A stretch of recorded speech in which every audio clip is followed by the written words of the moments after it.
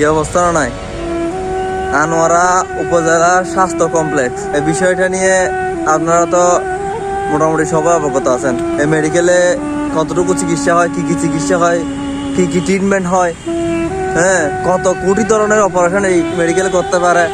হ্যাঁ, যার একটা উদাহরণ আপনি হাত পা কাটলে বুঝতে পারবেন, যার খুব সুন্দর ড্রেসিং করার মতো ওদের কোনো রাস্তা থাকবে না, তারা হচ্ছে একটা ট্রান্সফার করে মেডিকেল কিংবা অন্য মেডিকেলে পাঠিয়ে দিবে।